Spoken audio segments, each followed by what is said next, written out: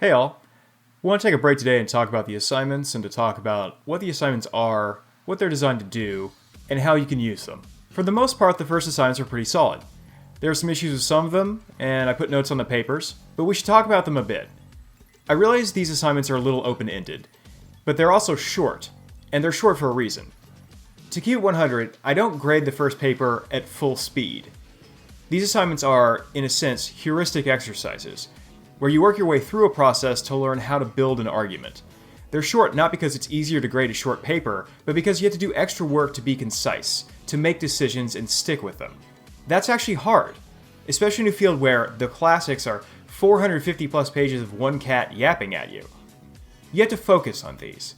And with focus, there comes a natural editing process, because you can't just bluster through with random facts or figures and fail to attach that to your argument with regard to the theory and the artifact.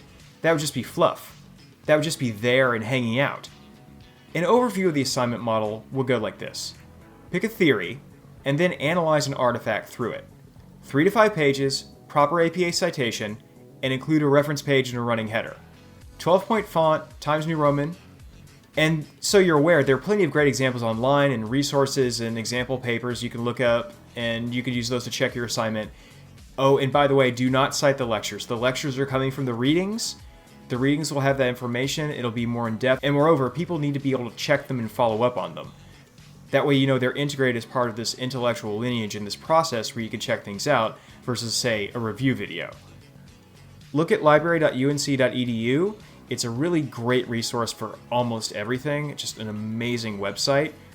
Look up other articles, writing, journal resources, and you shouldn't consider yourself limited to whatever finding or whatever research you see. But I do recommend you use peer-reviewed journal articles and peer-reviewed research as opposed to any other Google result, if only because they've been peer-reviewed by responsible researchers. Part of why we suggest you pick a theory, and that the lecturers recommend you to pick a single theory as opposed to a cluster of them, is because you have to define that theory, cite a version of it, and say, I'm using this version of this idea to look at this concept, or this artifact. When people choose multiple theories, you have to understand that all of these have thousands of years of argument behind them, and back and forth, and there's all these people writing about them saying, no it's this, and no it's this, or no it's this, or no it's this. When people choose multiple theories, all these theories have so much writing behind them, and there's been so many arguments about them, by all these people over time, that it gets really tough to say, well, this is what this is, and have it be defended. It's tough to say, I'm going to use forensic, deliberative, and epidictic rhetoric, and then fail to not only define them in a way that makes sense, but to ignore the artifact and not analyze it. You spend all this time talking about the theory, well, that's great, but that's only half of it.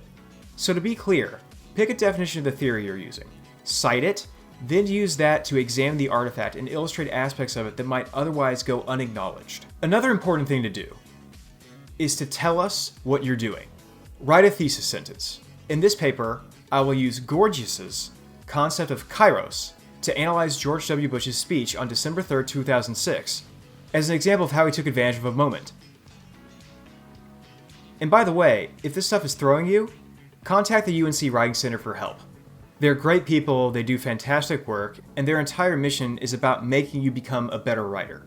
With regard to what sources to use, you've got the readings we assigned, you've got other readings which expand upon it, and you have access to UNC's library. Don't write ethos is X and fail to back it up. If you do that, people might go, well, there are hundreds of definitions of this term, and they've been arguing about this for thousands of years, and literally some of the stuff's been argued about for thousands of years, and this seems like it's been made too simple or mistranslated or reduced to something that has little relation to rhetoric or the rhetorical tradition. How does this help? You shouldn't assume everybody reading your paper is steeped in rhetorical study.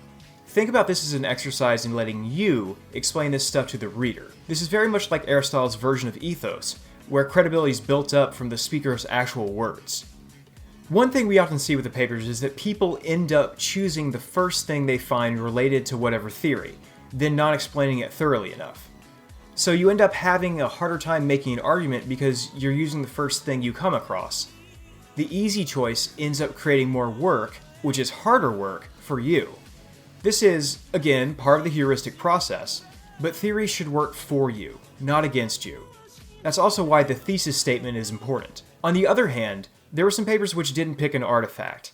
They could have talked about a theory, they could have talked about various things a theory applied to, but the whole taco was based on picking an artifact and then looking at it extensively through that theory.